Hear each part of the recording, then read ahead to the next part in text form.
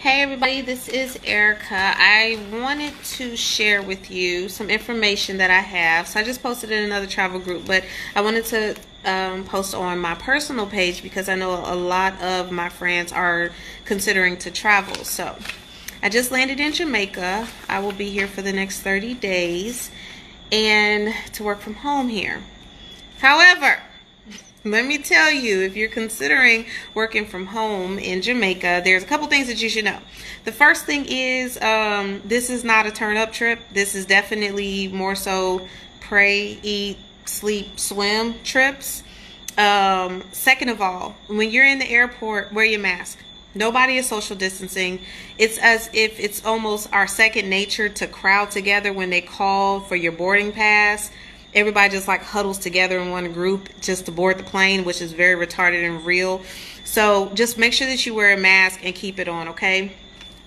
When you land in Montego Bay, okay, there is some there is going to be 2 people that are going to spray your hands with hand sanitizer.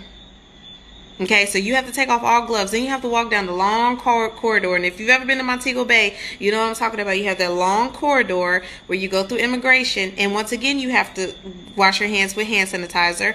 And you have to go through a paperwork process where someone with full PPE, the mask, the hat, the gloves, the whole everything, okay? They're going to ask you for a bunch of personal information. They're going to make you sign a contract that says that you have to quarantine for 14 days. And if you don't, then you actually can be prosecuted, is the word that she used. And so you have to sign a contract. Where that thing at? Oh, it's on the table.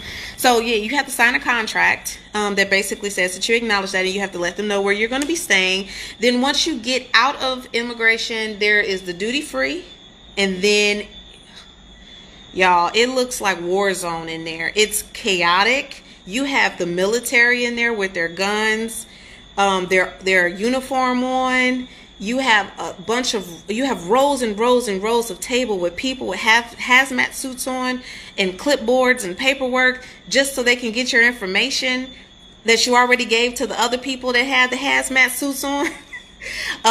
Once again, and then they have if you guys ever went to go give blood, you know how when they put your blood in the tubes and then they put it in a little bag, there's a gazillion of those things everywhere in paperwork, and it's just so chaotic and intimidating because you got the military there, you got hazmat suits, you got little samples of plastic shits running around here, and somebody is talking to you with a mask on like this, asking you to spell your name, and you're like, my name is Erica, and they're like, what's your name? Spell it. You want my passport?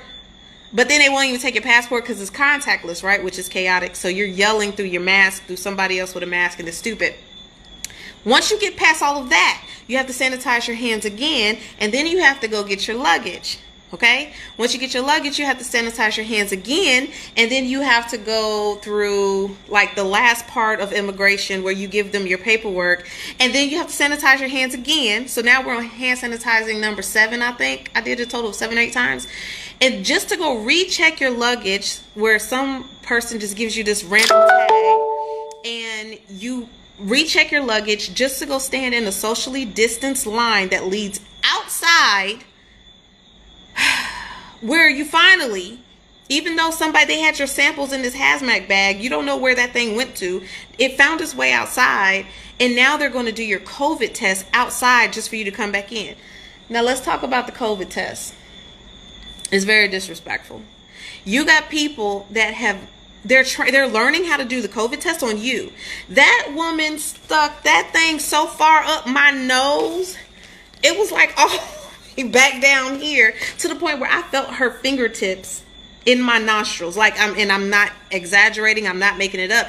And there was a guy there who was watching her and monitoring her doing it to tell her that she wasn't going deep enough and to tilt my head back. Okay, that's it. Now turn it. And I'm yelling to the point because it's down here and I'm like, take it out. So that part I had the biggest issue with. So if you're anybody like me, you have a short temper, that's not what you're looking for, you might not want to come to Jamaica. You also have homework. Yep, y'all see that? You gotta document your life.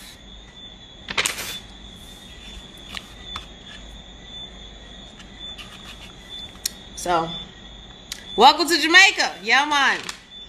Yeah, and I tested negative yesterday, but they don't care. So anyway, so this is just for you guys. If you guys are interested in coming for like a staycation like me, I'm just coming to work from home here instead of working from home from Houston. So I'm okay with everything I went through except for the self-teaching COVID test. But I just want you guys to know that you will have to do a COVID test. It is mandatory. They don't tell you how you're going to get your results back. They don't tell you anything outside of their protocol, and it's very, very, very chaotic. You do have to get permission from an app in order to come to Jamaica. I think it's called Jam COVID-19. So download that app and make sure that you guys complete that part before, and I forgot one very important part.